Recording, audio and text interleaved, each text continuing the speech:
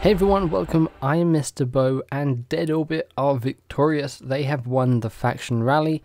Some people are happy, some people are maybe not so happy if they weren't with Dead Orbit. But in this video, we're going to be taking a look at the Haunted Earth Scout Rifle, which you can now get from Dead Orbit for 1000 Glimmer if you won with Dead Orbit. But if you weren't with Dead Orbit, it'll cost you 50,000 Glimmer, and you may not want to actually buy this weapon. And then we'll also be taking a look at the Hotfix patch notes as well. So if you were part of Dead Orbit, or even if you weren't part of Dead Orbit, you can now go over to Arik Jalal and pick up the Haunted Earth Scout Rifle.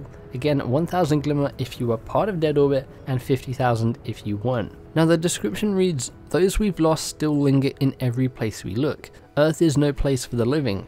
Arik Jalal." The intrinsic perk here is High Impact Frame, slow firing and high damage. This weapon is more accurate when stationary and aiming down sights. For sights, we then have IS-5 Circle, greatly increases the handling speed, or we have Model 6 Loop, which increases the range and increases the handling speed. For the traits, we have Tactical Mag, which slightly increases stability, increases the reload speed, and slightly increases the magazine size. The next one is High Caliber Rounds, slightly increases the range, and then the final trait we have for this weapon is Field Prep, increased ammo reserves and faster reload when crouched. So I decided to take this weapon into PvE as well as PvP to get a feel for what this weapon is like. Now I will say I'm not a fan of slow firing high impact scout rifles. Now using this weapon in PvE, it wasn't too bad. I was able to get kills pretty quickly against a couple of Cabal, and then when I tried out the Field Prep perk, it was actually a pretty useful perk. It's kind of like Outlaw, but of course you need to remember to crouch, and it also increases your ammo reserves. However, I would have preferred just Outlaw on this weapon. I think that would have been a lot better than this new Field Prep perk. So once I did that, I decided to take it into PvP to see what it's like there. Now I will say I'm not very good in PvP to begin with, but I just wasn't having any luck with this weapon. By the time I'd got 2 or 3 shots on someone, I was already dead, and I hadn't even taken their shield down. Again, that could be just because I'm not very good, but I just didn't really like this scout rifle at all. The slow firing just makes this thing not worthwhile. Yes, it's got high impact, but you're going to be dead before you even impacted someone enough to kill them. So with my brief time using this weapon, I would say if you were part of Dead Orbit, pick it up for 1000 Glimmer, try it out, you might like it, otherwise I wouldn't bother. If you weren't part of Dead Orbit, don't even bother picking it up. 50,000 Glimmer is an absolute waste on this weapon. Unless for some reason you want to collect this because you know you're not going to be able to get it again until Dead Orbit wins again, or you're just a fan of collecting scout rifles, I wouldn't bother with this. Though if you do really like the slow firing high impact scout rifles, pick it up, you have nothing to lose except for 50,000 Glimmer.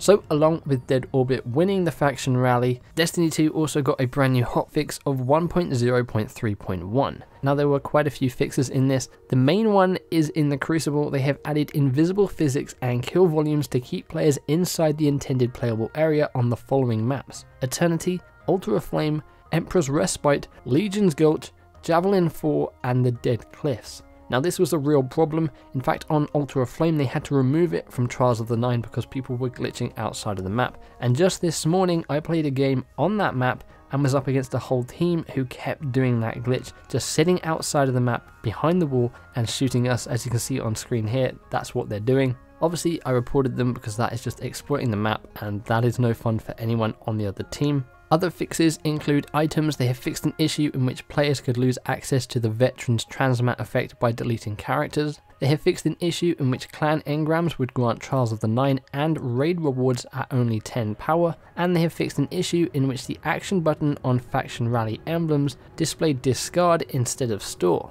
With quests, they have fixed an issue in which the progress for the exotic quest His Highness's Seal was not incrementing properly, so you can now go ahead and finish the Legend of Acrius exotic quest all the way up until the prestige version of the raid, which obviously isn't out yet.